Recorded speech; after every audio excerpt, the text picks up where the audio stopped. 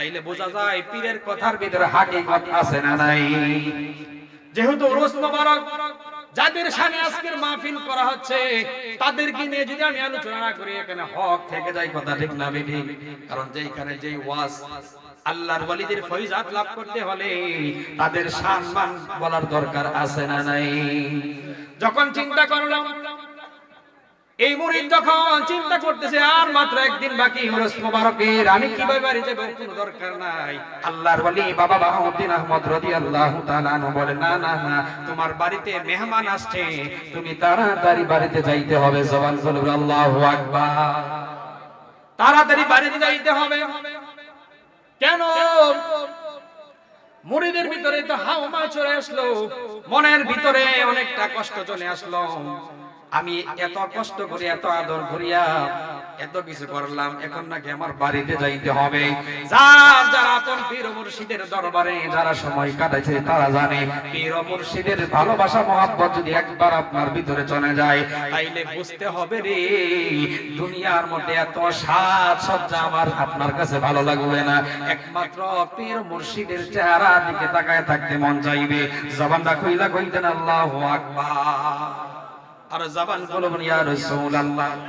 মুরিদের ভিতরে চিন্তা ঢুকলো, এখন আমি কি করব? আমি এমন একটা আলোচনা করতেছি, তিতাসপুর পারে একমাত্র দৌলতবাড়ি দরবার শরীফের মহান মুর্শিদ কেবলা এই তিতাসপুর এলাকার মধ্যে যখন মাইক ছিল না, যখন তিতাসপুর এলাকার মধ্যে যখন সুন্নিয়তের কথা বলার মানুষ ছিল না, যখন সুন্নিয়ত কি জানে না, আজকে বিভিন্ন হুঙ্কার দিয়ে কথা বলতেছে, আজকে বিভিন্ন জায়গা থেকে ট্যাগ লাগিয়ে কথা বলতেছে।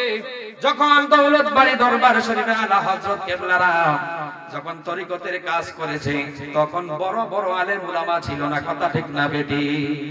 তারা মোমবাতি লাগিয়ে ছোট ছোট চেয়ারের মধ্যে তরিকতের আলোচনা করে মানুষকে আত্মশুদ্ধির পথে এনেছে, কথা ঠিক নিবে ঠিক? দৌলতবাড়ি দরবার শরীফে হাজার হাজার মানুষ ভুল রাস্তায় ছিল, আল্লাহর ওয়ালিদের সোহবতে যাইয়া তারা নিজের ভুল বুঝতে পাইনা বিভিন্ন লাইন থেকে বিচ্ছিন্ন হইয়া আল্লাহর ওয়ালিদের সোহবতে আইয়া আল্লাহর ওয়ালিদের সোহবতে আইসা তারাও আল্লাহর ওয়ালিদের সোহবত লাভ কইরা কবরে গিয়েছে। জবানটা কইলা কইতে আল্লাহু আকবার। অভাব নাই, এমন অভাব নাই, অনেক ইতিহাস রয়েছে। যেই করোনা বলতেছি আল্লাহর ওয়ালি বাবা বাহাউদ্দিন আহমদ রাদিয়াল্লাহু তাআলা আনহু ওনার শান মান আজমত আমি গুনাহগার বলার মতো অপেক্ষা রাখি না, আমার যোগ্যতা নাই। যদি আল্লাহর ওয়ালিদের দরবারে একটু কবুল করে নাই, জবানটা কইবেন আল্লাহু আকবার। আল্লাহর ওয়ালি বাবা বাহাউদ্দিন আহমদ ওনার মুরিদকে বলতে তুই বাড়ি চলে যাও, তোমার বাড়িতে মেহমান আসছে। ওই মুরিদের ভিতরে হাওয়া চলে আসছে, না জানি কেমন মেহমান। আমার বাড়িতে আজকে মেহমান আসার কোনো কথা না, কারণ আমি তো বিদায় নিয়ে আসছি। আল্লাহু আকবার গান। আমি তো বিদায় নিয়ে আসছি দরবারে, দরবারে মাহফিল শেষ না পর্যন্ত আমি বাড়িতে যাব না, দরবারে মাহফিল শেষ না পর্যন্ত আমি বাড়িতে যাব না। কিন্তু আল্লাহর ওয়ালি যখন হুকুম করেছে পীর ও মুর্শিদের জন্য, তখন মুরিদের জন্য ফরজ হয়েছে। জবান করব আল্লাহু আকবার। নারে তাকবীর, নারে রিসালাত।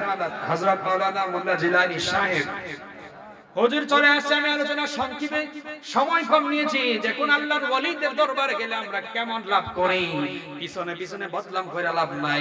যারা আল্লাহর ওয়ালি হয়েছে সকলে জানে আল্লাহ যাদেরকে ওয়ালি বানায় দিয়েছে, যাদেরকে সার্টিফিকেট দিয়েছে, তাদের বিরোধিতা কইরা নিজের তকদির খারাপ করবেন না, কথা ঠিক না বেটি? তারা এই জমিনের মধ্যে আসার কারণে আমরা টুপি পাইলাম, কথা ঠিক না বেটি? ভারত উপমহাদেশের মধ্যে বাংলাদেশ, আফগানিস্তান, পাকিস্তানের মধ্যে কোন ওলি নবী আসে নাই, একমাত্র আল্লাহর ওলিরা তারা এই ইসলামের দাওয়াত দিয়া দৌলতবাড়ির মতো হাজার হাজার এমন ওলি বাংলাদেশে আছে না নাই? তারা তরিকতের আলোচনা কইরা মানুষকে ভুল রাস্তা থেকে শুদ্ধ রাস্তায় আনছেন কিনা, কথা কোন ঠিক না বেঠিক? তাইলে আমরা সহবত লাভ করার দরকার আছে নি?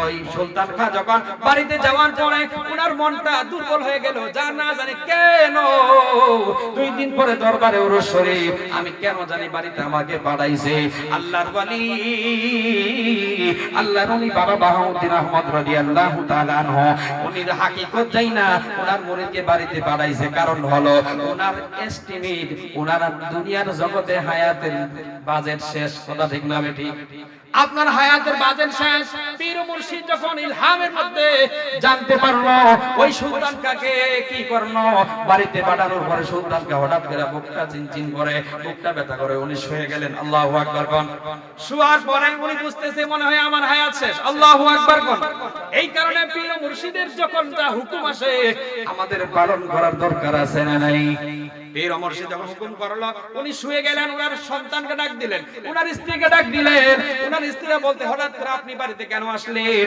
আপনি তো আমাদের থেকে বিদায় নিয়েছেন মাহফিল করার জন্য গিয়েছেন কিন্তু না না না আমার পীর মুর্শিদ হুকুম করেছে আমার বাড়িতে নাকি মেহমান আসবে আল্লাহু আকবার আমার বাড়িতে নাকি মেহমান আসবে উনি বুঝতে পেরেছেন এমন একজন মেহমান যেই মেহমান প্রত্যেকের জীবনে একবার আসবে আল্লাহু আকবার প্রত্যেকের জীবনে একবার ওই মেহমানের সাক্ষাৎ গ্রহণ করতে হবে ওই সুলতানকে বুঝতে পারলো মনে হয় হায়াতে জিন্দেগীর সময় আমার নাই তোমরা যারা আছো ও রে তোমরা যারা আছো আমার স্ত্রী বাল বাচ্চারা তোমরা যারা আছো তোমরা কোনোদিন দৌলত বাড়ি দরবার শরীফকে ভুলবা না জবানটা কইলা কইতে আল্লাহু আকবার ভুলবে না তোমরা দৌলত বাড়ির সাথে সুসম্পর্ক রাখবা আল্লাহর ওলিদের সাথে সুসম্পর্ক রাখার কারণে ওই সুলতানকা মরণের আগেও তাকে মরণের ইলহাম জানা দিয়েছে জবানটা কইলা কইতেন না ইয়া রাসূলুল্লাহ আর জবান খুলে বলিয়া ওলি আল্লাহ একটু পরে যখন উনি শুয়ে গেলেন অনেক নসিহত করার পরে যখন মালাকুল মউত আস্তে করে তার জবানটা তার ওই যে তারকে যখন কবজ করে ফেললো তাকে যখন কবজ করে ফেললো সন্তানরা কান্না শুরু করতেছে কান্না করার পরে বুঝতেছে আমার বাবা আমার দাদা যে গোলামি করছে আজকে বুঝতে পারলাম আল্লাহর ওলিদের গোলামি করলে মরণের আগেও তাকে সংবাদ দেওয়া যায় কথা ঠিক না বেটি আর জবান খুলে বলবেন নাই আল্লাহু আকবার পাশান মনা আমার আর সাইরানা আউলিয়ার দরবারে জানো আউলিয়ার দরবার জানো রহমত আল্লাহর পাশান মনা আমার আর সাইরানা আউলিয়ার দরবার পাশান মনা আমার আর সাইরানা আউলিয়ার দরবার জবান করে আল্লাহু আকবার তাইলে আল্লাহর ওলিদের দরবার গেলে নিজের তকদির পরিবর্তন হয় কি হয় না আর জবান ভুল ভুল হয় কি হয় না দৌলতবাড়ি দরবার শরীফের এখন মান্দারপুরে অধিকাংশ মুরিদ রয়েছে 18 অথবা 17 সালে আমি যখন দৌলতবাড়ি মাদ্রাসায় পড়তাম মান্দারপুরে একটা বাস আটকে গেছিল গেটের সামনে অনেকে মনে আছে নি একটা বাস কাদার মধ্যে আটকে গেছিল অনেকক্ষণ পরে আমি জানতে পারলাম এই বাসটা আমাদের এলাকা আল্লাহু আকবার কোন আধা ঘন্টা ঠেলাঠেলির পরে আমার পীর মুর্শিদ উনি একটু নজর দিলেন এদিকে আসলেন সামনে আসলেন উমা একটু পরে দেখে আবার এই বাস সাথে সাথে আবার ওনা করে বসে আল্লাহু আকবার কোন এটা হলো আমি দেখেছি মান্দারপুর গ্রামের মানুষ দৌলতবাড়ি দরবার শরীফের জন্য ফানা হয়েছিল আল্লাহু আকবার কোন আল্লাহ রাব্বুল আলামিন যেন আল্লাহর ওলিদের সম্পদ থেকে নিজের জীবনকে আলোকিত করুক সকল বলি আমিন আর জবান খুলে বলি আমিন আল্লাহ রাব্বুল আলামিন যেন ওরস মোবারকে সকল হাজতকে পূরণ করে